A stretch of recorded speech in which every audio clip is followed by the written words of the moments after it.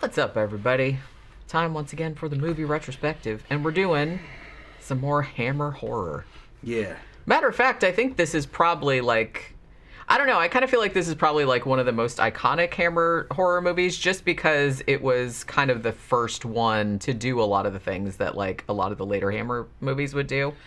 You know what I mean? This is before boobs became center stage in Hammer horror films. Now, there were boobs in this, let's be fair. It just wasn't. I mean, it starts dripping with it eventually. It starts to become, kind of like Playboy magazine of the day. I mean, they don't actually show any nipple, but they were fucked. Hammer knew how to get asses into seats. Okay? They did indeed. They knew how to get young guys to come see these movies, and the sets got better as they went. But I guess this is the first one, and this is their introduction to the market. Well, it's not necessarily the first one, because what ended up happening with this was that, Hammer Studios, obviously, back in the 30s and 40s, you had Universal, and you had kind of all the classic monsters and stuff like that. But then the whole Gothic thing started kind of falling by the wayside. Everybody started doing more sci-fi, Atomic Age kind of stuff. So Hammer decides they're going to put their hat into the ring. We're going to revamp all of the old, Universal monsters, but we're going to do it in glorious full color, and we're going to put, more blood, more smut, what they could get away with. Yeah. Now, actually, the first one they did... So it was coming... So they were renewing themselves. Right. Okay, but they were just saying, we're remaking these dusty old Universal monster classics, for a new generation, for the kids. And like I said, it's bright colored blood, more sexuality, because you could get away with more, in the late 50s, early 60s, obviously, than you could get away with in the 1930s. And I'm not saying I really do like the 1930s Universal monster movies, too. But they were definitely trying to update it, make it gorier, make it sexier, and all that kind of stuff. So Carmilla was Hammer, right? But that was later. Much later? Okay. That was later. That was straight up lesbian. Well, that's right from the book, though. Yeah, it's from the book, but that movie's fucking awesome. If y'all looking for a movie like that, see Carmilla. Yeah, it's good. Yeah. There have been a lot of adaptations of Carmilla, because, like I said, that's a pretty famous... it's a novella, actually. Yeah. It's not a whole book, but yeah. So what they did, the first one they did was actually Curse of Frankenstein, and that was 1957. That also had Christopher Lee, I think he was the monster, and Peter Cushing in it. And because that one was so successful, they're like, well, shit, we did Frankenstein, now we're going to do Dracula. And they said that they really had no other actor in mind other than Christopher Lee to play Dracula, and obviously Peter Cushing playing Van Helsing. Now, this movie, watching it again last night, I was reminded, I was like, this is 1958. They got away with a lot of shit for 1958. I mean, it's very tame by today's standards, obviously, but all of the blood they showed, the staking and stuff like that, they would absolutely have not got away with that. It had good special effects for the vampires turned into dust at the end. And that was actually, that scene, from what I heard, was way gorier, in the sense you could actually see him disintegrating and pulling his face off and stuff like that. But some of those, I heard that some of those scenes were actually lost over time, but I think they found a Japanese print somewhere that still had some of those, so they're trying to so I think in 2018 or something they released a restored version where they tried to put a lot of that back in there. Stuff that was lost, yeah. But but they did have a little bit of problem, because like I said, for 1958, this was actually really shocking, and you had to think too that horror movies like this hadn't really been in this this Technicolor, you know what I mean, with all this bright red blood splashing everywhere. So you had to think of that as well. So this was a lot of firsts. It was the first, far as I know, first Dracula adaptation in color, first appearance of Christopher Lee as Dracula, and obviously he's probably, after Bela Lugosi, and I would even argue that maybe him and Bela Lugosi on equal footing, because they kind of came at the character from different perspectives. But I mean, Christopher Lee is the quintessential screen Dracula, I feel like. It's really, really hard to top his performance. But him and Bela Lugosi, like I said, came at it from different angles. So this was also the first time that Dracula on screen had fangs, because if you didn't know, the Bela Lugosi one, he didn't have fangs in that one. And the first one where they introduced the red contact lenses. That was the first time that had been done. And also, I think it was the first time that the vampire hunter Van Helsing had the box of like stuff like to fight the vampires, like the stakes and all that kind of stuff. So I think that this introduced like a lot of things that became iconic in vampire movies going forward, and it was kind of like the first time that it did that. So now I will say that I guess because of budgetary constraints, or maybe just because they thought it would work better as a narrative, this is not, I mean, it's sort of faithful to the original book, but not really. I mean, they made like a lot of changes. They're not crazy, but they did move some stuff around. But like I said, the 1931 version with Bela Lugosi, that was more based on the stage play rather than the novel. You know, there's not really been a definitive, very, very close adaptation. I think like I was watching the guy like Cinemassacre. He did a really good video about all of the different Dracula adaptations and which one was like closest to the book. And I think like the BBC made one in like 1977 or something like that, which was actually the closest, but even they changed like a lot of shit around. Now this one, what they did, they got rid this. I thought this was kind of interesting, and I didn't even realize this when I was watching it, but they set pretty much the whole thing in like Central Europe. It doesn't have the whole thing where it's like, oh, they go to Transylvania and then Dracula like comes to England. Yeah. They don't have any of that. Like, it's basically like he's been there forever. Yeah, it's basically like he's just like the next country over. I think like where Dracula lives at the beginning, because I looked it up, I was like, where exactly is this? But where Dracula lives at the beginning is in Romania somewhere. And then, but the rest of the action doesn't actually, I don't think it's supposed to take place in England. It was shot in England, obviously. But it's supposed to be in Bavaria, so especially in Germany. So it's just kind of like across the border, like the country border. So it's, you know, there's no ships, they don't do any of that ship journey or any of that kind of stuff. And so I thought maybe they just did that for, like I said, budgetary reasons. And because they wanted to maybe keep it shorter, because the movie's not very long. It's only like 86 minutes. It's my understanding that Romania is like the Mississippi of Europe, isn't it? I have no idea. I've never been there. I heard it's pretty, you know, I think it's, never mind. Yeah, like the lowest income. Yeah, it might, like backwoods and kind of. Well, it might be, but like I said, that's kind of where they put his thing. So it's not like I said, they didn't have this whole like ship thing or anything. Right. And Jonathan Harker, the character, at the very beginning of the movie, you know, because like in the book and in some of the other adaptations, like he's a real estate agent, right? And he comes to sell Dracula the property that he's going to buy back in England. In this one, he actually goes just, you know, in the coach because he's just going, like I said, across the border to the next country. And he just goes over there like to act as a librarian to kind of catalog all of Dracula's collection of like all his books and everything.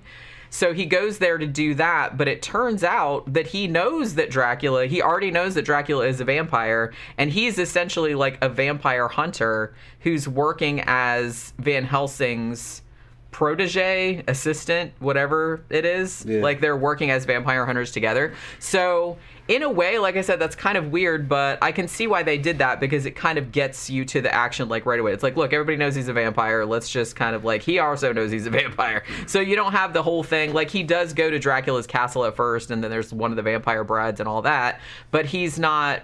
There's not like that big long thing like from the book where he's like figuring out, oh shit, the guy's a vampire. He already knows he's a vampire, and he's gone there under false pretenses to like destroy him, right? So there's that. So another thing that they did that was interesting in this film too was that, spoiler alert for a movie from 1958, they kill Jonathan Harker off in the at the end of the first act. Like, he comes there to kill Dracula, and he gets bit by one of the brides. Well, actually, there's only one bride in this one. He gets bit by one of the brides, and then he gets turned into a vampire. And then after, like, Van Helsing back in Bavaria or whatever finds out that Jonathan Harker, like, disappeared or whatever, he comes there, like, figured out, he sees Jonathan Harker walking around as a vampire, and so he kills him. You know what I mean? Yeah. So Jonathan Harker dies and, like, is turned into a vampire and then dies. And then from then on, it kind of goes back to Mina and all those people and Van Helsing, and we're following that. So the thing about it, too, is that Christopher Lee in this, as Dracula, I think I've seen a couple things where they talked about him being in this, and they're like, he's literally only in this for 9 minutes, which is crazy because it seems like he's in the whole movie, just because his presence. Well, because his presence is so overpowering. I think the best thing about his portrayal in this, and he doesn't talk much in this either. He was in I think 9 movies where he was Dracula. He wasn't in the sequel that they made to this, which I think was Brides of Dracula, but that didn't have Christopher Lee in it. So he was in the next one, which I think was Dracula, Prince of Darkness. And I think in that one, he didn't say anything. He didn't have any lines. This one, I think he maybe has a dozen lines, maybe. At the beginning, he talks to Harker and everything like that, but the rest of it, he's just kind of, he's just a monster. I liked, too, that because I kind of feel like a lot of the later vampire movies, they tried to make the vampire more sympathetic, I guess. I think even Bela Lugosi's version kind of did that. You know what I'm saying? Where it's trying to make him kind of elegant, and he seems like a nice man, you know what I mean? This one, they don't make him seem like a nice man. He's a straight up villain in this one, and I think it was really well done. Because Christopher Lee is actually really imposing. He's actually really intimidating. He's got a greater physicality than Bela. Yeah, he's taller, and he's just he's a big fucker. I mean, we did a show about Christopher Lee and he's a lot more Peter Cushing seeming, and and they definitely wanted that to come across. They wanted Dracula. They wanted to go back to more like the Dracula from the book, where he was more like a monster, rather than being a sympathetic. Kind of thing. In this one, he's very animalistic. Yeah, not to belittle Lugosi's, for Lugosi was a fucking master at it too. He was as well, but like I said, they're coming at it from a different portrayal, which is fair. Lugosi's vampire was a smaller, more debonair type of guy, but just kind of rat-like and sinister, more of a sorcerer kind of an appearance to him. Somebody who could mesmerize you. Yeah. This Lee's version is more kind of like a damn Sith Lord, He's like a sexual predator. Yeah. He's a big dude. Well, he looks like he could beat your ass, too. Yeah, he's very, very tall. He's very imposing. And he was quite young in this. I mean, he's still pretty young. They tried to make him look a little bit older so he would look a little bit more intimidating. But yeah, he's so large, and he just has this really imposing presence. Yeah, and you can't tell his physical condition in terms of he's in a suit and a cape. He looks massive. Yeah. He's probably thin, though. I think he was kind of thin. But no, he was pretty physical. Wasn't he doing mountain climbing and all kinds of stuff? I think Christopher Lee was pretty athletic for his time, I think. So he wasn't the kind of guy you wanted to tank with, especially back then. That's what I mean. He absolutely looks like he could beat your ass in this movie. Just because he's very large. He's very, like you said, he comes across, it's very, very physical, very athletic. Even just the way he moved, when they first introduce him, which I love how they introduce him in this, where he just appears at the top of the stairs and then comes down. He comes down, even the walk down the stairs, you can tell that it's this dude is not really somebody to be fucked with. And he really really does run around. He's very, very he just moves around a lot. He's very active. Very Lord Vader. Very Darth Vader. Yeah, and I really like that. I said, and they give him just such an animalistic kind of thing, which I think worked really well. And I think that was another thing that was sort of a change up. Yes, the original Bela Lugosi version had kind of a, I don't know, an aristocratic sort of romantic type of thing. Yeah. Whereas Christopher Lee's portrayal is more carnal. He's it's very, very, I almost want to say it's rapey. You know what I mean? He comes across, like I said, he's very animalistic, but he's still really sexy at the same time. And he's coming in the bedrooms of the women, and they're just kind of oh, all right. You know what I mean? It's kind of that kind of thing, which, like I said, for 1958 was actually a pretty controversial thing to be doing. He's a lot more alpha. He's an alpha type vampire. But Lugosi's vampire was more like a Sigma kind of a type. Yeah, that might be a good way of putting it. Still slick, but not, in a different way. Dude that snuck in the back door. That kind of stuff. Yeah, Lee was a lot more intimidating, and he was just gonna come in and fucking grab your ass, you know what I mean? And and that hadn't really been done before. And like I said, the fact that they didn't really make him sympathetic, they made him seem like he comes across as it's believable that you would be oh yeah, bite me or whatever, but because he's kind of sexy, but also that he's really monstrous and needs to be destroyed. There's really nothing sympathetic about him at all.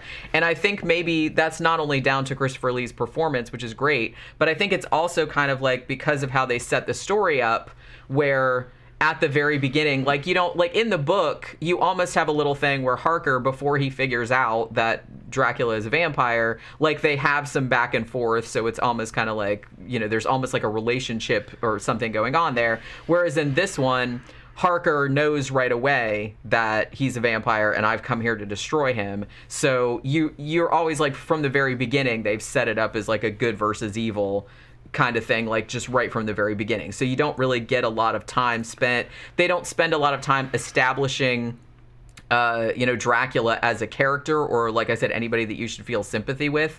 They introduce him and he seems kind of elegant at first, but really only a few minutes in, he starts to, like, monster out. You know what I mean? So he's obviously, like, a villain, and he's obviously a bad guy, and this is something that has to be fought against. So, like I said, you kind of like start following Van Helsing's character as he's trying to figure out, like, how to fight him.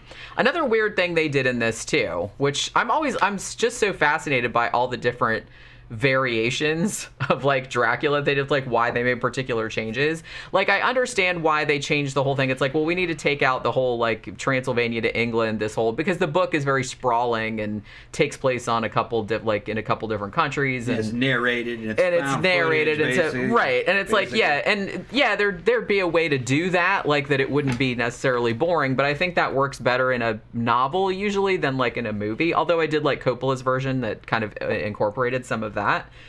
But so I understand why they did that. They're like, we need to shoot it in Bray Studios, so we just kind of want it to look like vaguely Germanic or whatever, like Central European, and we'll just say, well, they're just a couple countries apart, so it's not like ships, we don't have to do all that kind of crap. But here's another thing that they did, and I think, like, a couple of the later films did this either, and I still don't know why, and I wish someone would explain it to me. They kind of switched Lucy and Mina. Remember when we talked about the 1979 version with Frank Langella? They did it in that one too, and I don't really understand what they did in this one. Another thing that I didn't even notice while I was watching it, this one doesn't have Renfield in it either. Not at all. There's no Renfield. Yeah. No, which is crazy, because I think almost all the other adaptations had Renfield. This one just doesn't even have Renfield. Dr. Seward is in it, but he's literally in one scene, and you wouldn't even know that it was Dr. Seward unless he just comes in as, like, he's the family doctor, and they're like, yeah, I'm gonna get a second opinion, bye. It's that kind of thing. So he's not, like, really a main character. What they did, like I said, Jonathan Harker gets killed at the end of the first act. Like, he gets vamped out, and then Van Helsing has to put him down, like, put him out of his misery. And then it goes back to Bavaria. Now, Mina is in this, but Mina is already married, and she's married to Arthur Holmwood, who in the book, Arthur Holmwood was Lucy's fiance, right? Now, you do have Lucy in this, but Lucy and Arthur are brother and sister, and Lucy was engaged to Jonathan Harker. So Harker gets killed, and then Lucy is already starting to get sick, or what, because is already starting to get vampire disease, because the motivation for Dracula, as far as I could determine, the motivation for Dracula, like, starting to pick on Lucy and Mina and all them, is because he was mad that Harker had killed his vampire bride, his consort. Yeah. And he's like, well, I'm going to take one of your bitches then. Right. It was basically that kind of, like, petty, which that's fair enough. I mean, that's fine. Maybe he really liked that one. Yeah. Because, like, you know, in the book he had 3, but, like, in this movie he just had 1. And here's the thing, too. I was wondering about this. So Harker gets bit by the vampire bride, like, very near the beginning. She, at first, approaches him and it says, he's holding me here against my will. You have to help me, yada, yada. Her feminine wiles on him. Yeah, now, was she really there against her will? No.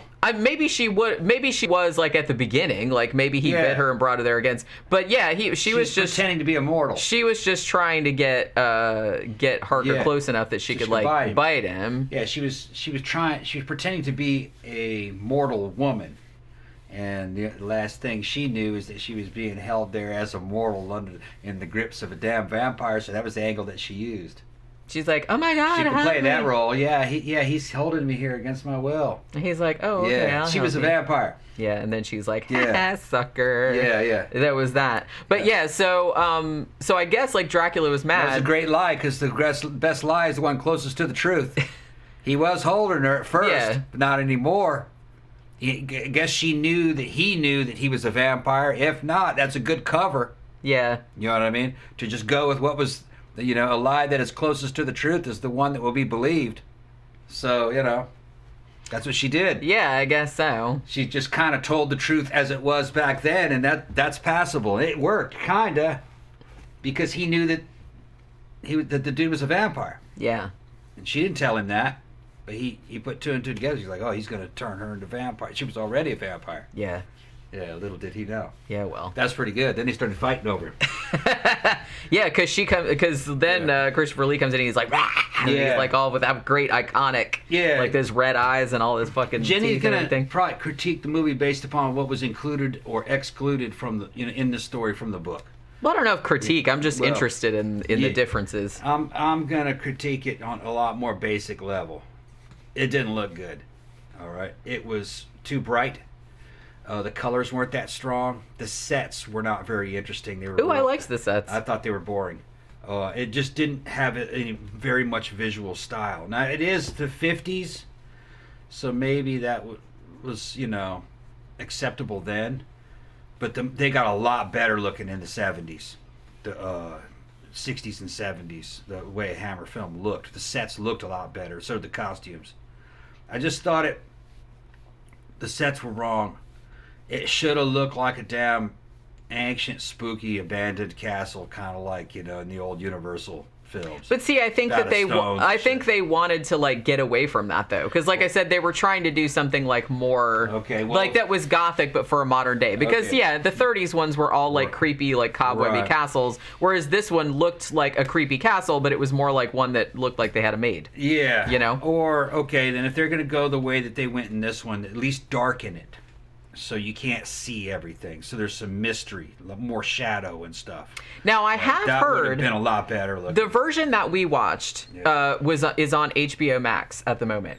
Now I've heard, and I don't know if this is the version that we saw on there, but I think that the latest Blu-ray edition of it has restored some of the original color grading and things like that I imagine that the original DP intended. And I've heard, I haven't seen it, but that is like darker around the edges. Okay. And the blacks are deeper, the shadows are, so it is actually like darker. So it probably was intended to look better. Maybe. Because it looks too much like a studio set, and it looks kind of television-y. It doesn't look... It needed to be darker with more vibrant colors.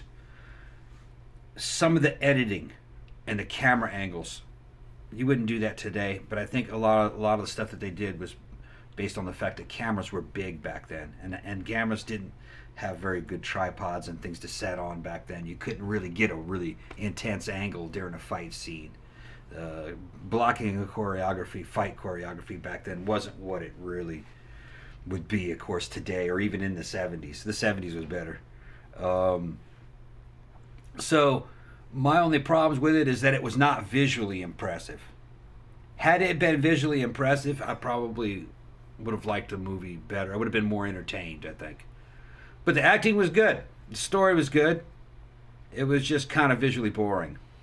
That's my only complaint about it. If you're big into the British Hammer films, or if you want to get into Hammer films and Christopher Lee as a Dracula, this would be probably where to start. This is probably where you should start, because honestly, I think it's been a while since I've seen, because they made 7, 8, 9 sequels to this. Now, like I said, Brides of Dracula was the sequel after this, and Christopher Lee wasn't in that one, but he came back for Dracula, Prince of Darkness, and the subsequent ones. But this is probably the one to start with, because this is the first time that he played that character, and I think it's like his most iconic. Like the later ones are good too. I like those. Like I remember the later ones being better. See, I don't know, because it's been a while since I've seen them. Like, some of the ones, especially some of the ones that came in, the 70s, I felt like were a little too dated, or a little too, they were trying too hard to make it groovy, which, Dracula 80, 1972, which it's fun, but I don't know. That's not in the tone. Right, I couldn't get, down with it, whereas this one seems much more like just a lean and mean, thriller without... I mean, there is a little bit. I think the only criticism I'd have of it is I don't think it needed. It had a couple scenes of comic relief, quote unquote. I didn't mind the one funny guy, like the one, he was the Undertaker, right? Mm-hmm. Like the Undertaker guy, and him making the joke about like somebody coming to like pay their last respects and then tripping over a step and dying and blah, blah, blah. So that was funny. But I don't think it needed, like, they did another scene where the coach came through and like broke his gate and then he fixed it all up, and then the coach, and then he's like, wah, wah, you know what I mean? Yeah. So it's like, I don't think it needed that. But like I said, this is Hammer. They had only done, this was only their second, you know, gothic horror thing. Like I said, Curse of Frankenstein was the first one. That was like a huge hit. This was also a huge hit, which is why they Did we see Curse of Frankenstein? I've seen it, but it's been a long time. I don't think I've seen it. That is also Peter Cushing and Christopher Lee. Like I said, Peter Cushing plays Dr. Frankenstein in that one, and Christopher Lee plays the monster, obviously, because like he said, he's Why would you put Christopher Lee as a damn monster? Because he's 6'5". Yeah, I guess. Does he have any speaking role? I don't think he talks in that. Damn. I don't think he talks in that. Okay, the another thing that was kind of lacking is that there wasn't a lot of damn pimped out vampire special abilities. There was some stuff that Dracula could do as a Nosferatu that wasn't shown here, which I think that they should have shown it. They should have shown him mesmerize some people and fucking I don't remember a single thing where he somebody looked at him and he fucking froze him with his gaze, and you know what I mean, and fucking did suggestion and like mind control. Well, Dracula could do that, kind of. Right, but the thing about it too is that I mean, Terrence Fisher, who directed this, and he directed a fuck ton of Hammer movies, and Jimmy Sangster was the writer on it. And one of the things that they talked about specifically, they said, well, we kind of felt like the Universal monster movies, like the Bela Lugosi ones, they said those were almost kind of like a little bit more like fairy tales. And they're like, so when we were updating it for modern, we wanted it a little bit more, like obviously it's supernatural, but they wanted it a little more grounded in reality. Okay, so they basically were like, there's even a scene in this where Peter Cushing, like as Van Helsing, says to, I think he says to Arthur Holmwood, it's like, oh, you know, it's a myth that vampires can like turn into bats or whatever the fuck. So they were trying to like ground it more in reality. So he had fangs, he drank blood, he lived forever, and yes, he was super strong, but he didn't really have any like magical powers. And they did that on purpose. I'm gonna call bullshit on it. I'm gonna say I disagree. They shouldn't have done that. At least if he couldn't turn into some bats or a wolf or anything like that, they at least could have explained it as, well, they have the power of mental domination. Okay? If you look at them and they make eye contact with them, it's very dangerous. That doesn't cost anything for that effect. The only thing for that effect would be fucking acting. All right? And then you could say they could even make you think that they were wolves or disappeared in a damn cloud of smoke. But it's all just an illusion. It's suggested into your mind. See, that's how you do that. You know what I mean? That's how I would have done it. The way they approached this one, and I think that that Peter Cushing even says this at one point in the movie too, was that he compares vampirism to drug addiction, which is funny because they did that a lot later, like in a lot later movies. This might be the first time that I saw that comparison made explicit in a movie. So again, like kind of ahead of its time. But so he's basically come, and Christopher Lee even said too that he was coming at the idea of Dracula as this is a guy who doesn't necessarily want to keep on living like this, but he doesn't really have a choice. You know what I mean? So he's just like this monstrous kind of, like he just keeps on keeping on, and he's just kind of like sick of the whole shit. But they did explicitly compare this to drug addiction. And I will argue too that while they don't make a specific like mesmerism type of thing, there is a weird kind of, and this was also deliberate because I read an interview with Terrence Fisher where he talked about them, talking about this, he's like, I want it to be very overtly sexual, that it's like, Christopher Lee comes in and these ladies, maybe their husbands aren't doing it for them anymore, and they're just kind of like, dick struck. That's all, that's the whole vampire fucking lore. Yeah. Mental domination. Yeah. Okay. Which they did do in this. There's a bunch of different ways didn't make it real explicit, to explain that and show that. High charisma is mental domination. Okay. Mind control by getting leverage on people is mental domination. Some of it could be empathetic psychic abilities. You know what I mean? Or just having a really good gab, fucking sales technique. Scaring the shit out of people is mental domination. So, I don't think that's not an ability you strip from the character of fucking Dracula. Hell no. But did you see, like, after he starts biting the chicks, like, after he starts biting Lucy, like, she's, you know, acting all, like, prim and proper and everything like that. She's but then she's, like, opening that window going, mm-hmm. Yeah. And then, like, he bites Mina, too. Yeah. And then she's just like, yeah. You know what I mean? It's like that kind of shit. And they did that very deliberately because they wanted to make it seem like, and like I said, Terrence Fisher even said this. He said, I wanted, particularly when Mina gets bit, he's like, I wanted to kind of imply that her husband, Arthur Holmwood, wasn't really, like, you know, satisfying her. Right. And that she was getting something from the Dracula that she wasn't getting from, like, from her husband. Yeah, and then the whole thing about a vampire turning into a damn cloud of mist to escape something, I think that's, I would definitely let a vampire in my stories do that. Okay, even if it was just an illusion, you know, like an illusion that was placed into your head. That's how you thought he got out. You know, it's like a parlor trick. I would still. That's a good ability, and it's cheap. It's cheap to have an effect like that with practical effects.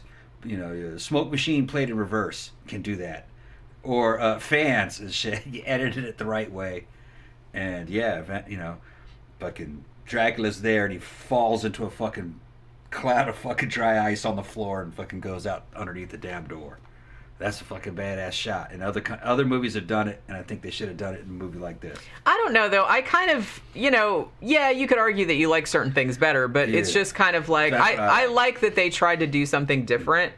Like I said, because there had been so much, particularly with the original Universal monster movies, they said because they were more like fairy tales or because there was more quote-unquote magic, they wanted something that was a little bit more grounded rather than mystical because they thought it would make it easier to believe. Like, I guess because they're coming at it from, well, we're coming off of, you know, particularly in horror and sci-fi, or coming off of like a science fiction era, so they thought that it would maybe be harder for audiences to suspend their disbelief. Right. So I can see where they were coming from with that. Had good enough special effects and good enough acting that they would have bought it. And I'm actually not sure if they reintroduced some of the more magical powers in the later films in the series, because I haven't seen them in a while, so I don't remember. Look, it's very possible that they may have. When Bram Stoker's Dracula came out with, what's his name? Fucking Gary Oldman. And that scene where they corner the vampire, and I think it was Mina. Was it Mina that was turning into a vampire? Yeah. And he just, you see him and he opens up his cape and he's nothing but just a mass of fucking rats that hits the ground and runs away. I was impressed, man. I was impressed. That did look And really that was the 90s. And it was a practical effect. You know. Yeah, it was expensive. But it just... Yeah, that was a very lavish production. Whoa! And then you have to ask yourself, did Dracula really do that? Or did he just make you... Was that his power of suggestion? He made you think he exited the room that way. And you were so freaked out you didn't follow him. Did he really just walk out the door? Or jump out the window? Or maybe it was like some David Copperfield shit. He just jumps out the window, An really. illusion. But he gave you a mental hallucination that he turned into rats and ran away. Like, holy and shit. you're a lot less likely to chase him. Fuck, I ain't going after that, man. Yeah, never mind. Yeah, nah, I ain't just going keep after on that. keeping on count. Yeah, okay. I'm not going after a mass of damn rats that can form up into a vampire, you know. So I think that, you know, because it's psychological warfare, you know. So I wouldn't take that from a damn vampire character. Just saying. You know. Yeah. And of course, Mama Waldy didn't really. If Mama Waldy could turn into a bat, didn't he turn into a bat, or he turned into a bat and flew? The effect wasn't that good. But maybe that's what they were afraid of, because I mean, to be fair, like in the 1930s one, that effect wasn't very good either. It's like obviously you could see the string on the bat and all that kind of stuff. So maybe they just, like I said, maybe they thought that was too hokey, particularly for audiences of that time period who'd already seen the Universal films. They didn't have the experience in the effects and how to edit it right and to get it to get the audience. Yeah, I mean, it was the late 1950s. It was 50s. It was the late 1950s when this came out. And to be honest, like, for what they were trying to do, and it's not a hugely budgeted. I think it cost £81,000 to make, which is nothing. So, I mean, considering that, I think they did a good job. And like I said, I know why they made the choices that they made, because they thought that this was, again, like for a new generation. So they wanted to concentrate more on the physicality of Dracula. They wanted to concentrate more on the blood, like more on that kind of stuff than the more mystical aspects, which, like I said, you can argue that you like that better or worse, but that's what they were going for. You know what I'm saying? And particularly, I really like I think my favorite part of this, I really like the parts with Lucy, like after she gets vampirized and turns into Bloofer Lady. They don't actually say that. That's what they called her in the book, but they didn't call her that in the movie. But yeah, where she's gonna like eat the kid or whatever. So I really like that. But I think my favorite part of this is like the final fight between Van Helsing and Dracula, because they're actually fighting. You know what I mean? Which I thought was kind of cool. There's not this whole, I'm going to hold up, but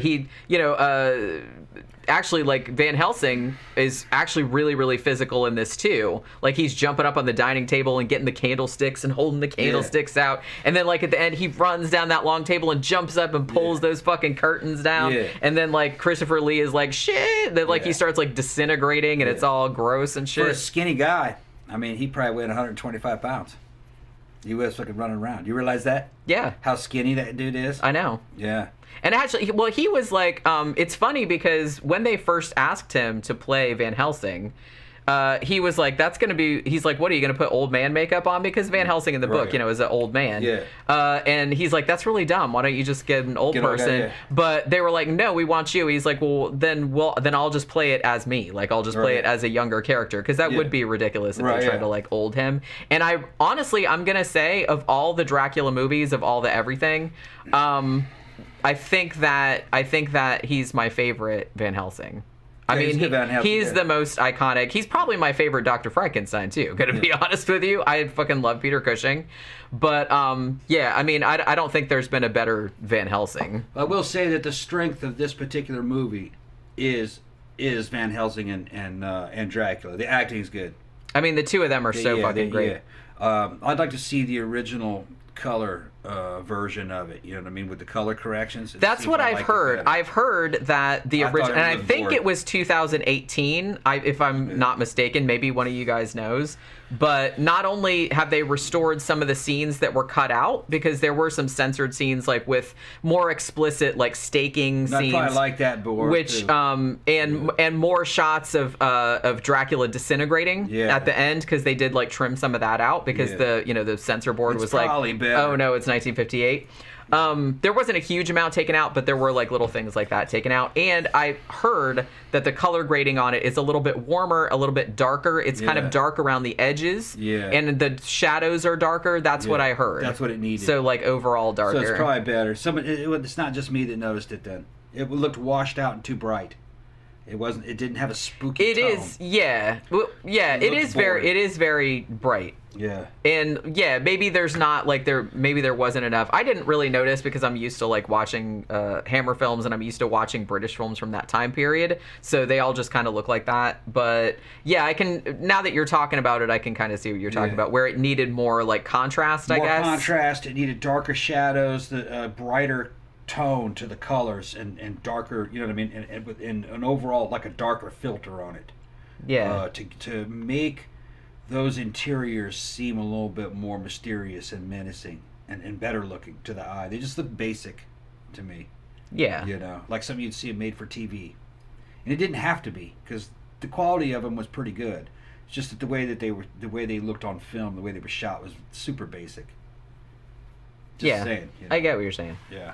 But yeah, I mean, honestly, yeah, if you're kind of new to Hammer films, or if you're new to Christopher Lee or anything like that, or Peter Cushing for that matter, then probably this is one of the first ones you want to watch. I kind of feel like the later Hammer flicks look a lot better than this. I was expecting one of the later ones with the color contrast, the darker shadows, and the sets. No, this was only like their second one. It was their first Dracula movie. So if you've never seen the Hammer flicks, don't judge Hammer flicks based on this one, because they actually get a lot better looking. I was expecting one of the, expected this one to be kind of like the way the ones I'm used to look, which if it had looked like that, I would have liked it better. Although story-wise, I think this one might be a little bit better than, even though, like I said, it's not all that, like, it takes a lot of liberties with the source material, but it's still close enough to the story that like you kind of know what's going on. Like it has like most of the stuff. That was in there. okay. Yeah. So I thought, and I thought the choices that they made like to tighten the story up were actually like good choices. I thought because like I said, this is very short. It's only like 86 minutes, so they don't like fuck around, you know. And as I said, I think kind of the best things about it, like I said, obviously are Peter Cushing and Christopher Lee. I mean, Christopher Lee is so. Just everything about his Dracula is so good in this. Just like if just him walking across a room. He just conveys so much, like with his body language. I would have liked some more dialogue with him. You know, but like I said, I kind of feel like he wanted to play it more like a monster, more like the original character, because the Dracula from the book is not a romantic character. He's a villain, you know? I mean, he's yucky. Yeah, there were some things in Lugosi's version that he said that I don't even think they were from the book. But Lugosi's version said some cool shit that really, I think, kind of has to be said in every vampire. Like there's a part where he's talking to Van Helsing, and he was saying that his main strength is that you do not believe. In other words, you know, a vampire's his main strength is that society doesn't believe that he exists, and it just said a lot of kind of deep things in a way. I mean, of course, you know, that's you know, that's kind of a simplistic thing, but just the way he says it sounds really important. Like, yeah, that's right. You can get away with a lot of shit if people don't believe, you know. And I don't think Cushing said anything like that. There's no hint of any kind of vampire culture of how a vampire lives or how a vampire thinks. Not really. He's just a monster. Yeah, in this one he definitely just comes off as like a monster, like a one and done, and that he's been around for a long time and has been preying on the populace for a long time and has to be kind of taken down. You know what I mean? Which that's one thing I can kind of ding it on. I think Lugosi loved that role, and he made sure to put a bunch of stuff in there, you know, from Dracula's point of view, you know, which I think that's kind of a nice touch because Lugosi loved that role. He did a lot of that role. He was doing that role on stage for a long time. Yeah, lots of. He fucking loved that role, and I think he partially, well, no, to a large extent, when you think of Dracula, you're actually thinking of Lugosi's Dracula. I mean, he did like introduce. I think when you think of like a modern vampire, or when you talk about like modern vampire movies, I think most of that comes from Christopher Lee's portrayal. But when you're talking about like the classic Halloween vampire, like the costume and everything like that, that's Bela Lugosi's. Yeah, I mean that's where all that came from. And kind of like a sex symbol type thing. That's Lugosi. From the book. That's not really what you're talking about. From the book, Dracula was that. He was a Nosferatu. Yeah. You look like and he had Shrek, like a rat. He had a mustache. Yeah. I was watching, like I said, I was watching that Cinemassacre thing where he was talking about. He's like, you know, the only kind of well-known Dracula adaptation that actually had Dracula have a mustache was Jess Franco's version, which was also Christopher Lee. That was not a Hammer movie, but that's the only one that he had a mustache. Bela had a version where he played a vampire, but it wasn't Dracula because he didn't have the rights or something, and he was wearing a damn mustache. Yeah, it might have been. Yeah, he made movie. So many horror films. It was a real bad B movie one, but he had like a little mustache on and a little goatee. And I think, pretty sure he was playing a vampire. Well, now, he did have a mustache and a goatee in White Zombie. Maybe that was White Zombie. Yeah, so he wasn't a vampire. He was like a voodoo guy. Yeah, like a guy that did voodoo. But he did. I know that they tried to make some vampire movies with Lugosi, but they couldn't call him Dracula. Yeah. There's like a couple of those out there. It's just hilarious to me, like how many different they came up with this, like it's Count Alucard. Yeah, Count Yorga. That was like a 70s one. Yeah. We should probably do that one. I think that one's actually. I remember it being terrible. I mean, there was two of them actually. Yeah. There was a Count Yorga, and then there was a sequel as well. Yeah. But yeah, we should probably do that as well. But like I said, I think Christopher Lee, even though he was always trying to get the character closer to what was in the book. You know what I mean? And I think he was kind of disappointed that Hammer kept going farther and farther afield. But in this one, you could tell that he was trying to go back to like the OG, like the character from the book, where he was much more like I said, much more like animalistic or imposing. He wasn't like romantic necessarily or sympathetic. He wanted him to just be like this kind of just carnal monster type of thing. And I think he really succeeded in that. Yeah. You know? Although, you know, they should have had some transformation scenes where he's actually, you find out, maybe when you look at him, he looks like a man and he plays as a man, but it's all just it's a trick of the mind. He actually looks like that. He actually looks like a rat Nosferatu. Yeah. And he's casting a glamour. He's casting a glamour spell, basically. to make me look like hot-ass Christopher Lee. Yeah, and that's how you see him, and that's how you see him in the film, and that's what you see him when you're looking at him, but it's in your mind. If he goes in front of a mirror and you look at the mirror, you see what he really looks like. He looks like a Nosferatu. That'd be really cool. And then when he gets pissed, he can't keep the glamour up, and he turns into. And you actually see him for what he looks like. I think that'd be effective. Or like before he's gonna attack somebody. Yeah. I don't know. I mean, there's been he drops the fucking charade and fucking you can see the way he really looks. I mean, there's been a million Dracula adaptations and like offshoots, so it wouldn't shock me if somebody had thought of doing that before, but I've never heard of that being done. But that's how I would do that it. actually would be kind of interesting. Because why keep up the effort if you're going to just start, killing somebody anywhere, fighting someone? You don't have time to keep up the damn looking. I don't have time to look good. Yeah, I have time to look good. It requires concentration. Just deal with me what I really look like. I look like Klaus Kinski with big old fucking teeth. And huge ears and fucking buck teeth and fucking long nose. Yeah. Yeah. Be kind of harder to like seduce ladies looking like that, though. Yeah. Not impossible, but. Well, he can mesmerize. He got mental domination. They scare it out of a woman. Yeah. It's just and it's too late now. Ew, that's like the ultimate beer goggles. You wake up next to that in the morning. Oh my God, what did I do last night? Once you turned into a vampire, though, the woman slowly starts transforming to look like that too. So it's okay. Yeah, there's nothing she can do about it. And she's now like addicted, to the damn blood and everything. So she just turns into one of the. That's kind of like what that damn blood vessel movie was. Remember with the damn. What do they call those things? The strigoi. Yeah, strigoi. Yeah, I liked the strigoi. I did too. And his girl, his girl was kind of hot. Looked like a hot, evil-looking rat chick with boobs and shit. She was all into it and everything. Was it I have the weirdest boner right now situation? Kind of. No, she just had that rat sexuality. And then they were also sorcerers. So they're doing magic and shit. Yeah, they're had witchcraft. Quite angle. Cool, yeah. That was actually, I really liked that movie. Yeah, and if you haven't seen Blood Vessel, check it out. Yeah, and that was like the original. That's where the stories of vampires came from.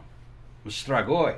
Yeah, like they're monstrous like that. Yeah, like kind of. That's where all this Nosferatu vampire bullshit that you're hearing from, Bram Stoker. He just heard stories of Strigoi and ripped it off. It's Stoker, right? Stoker, yeah.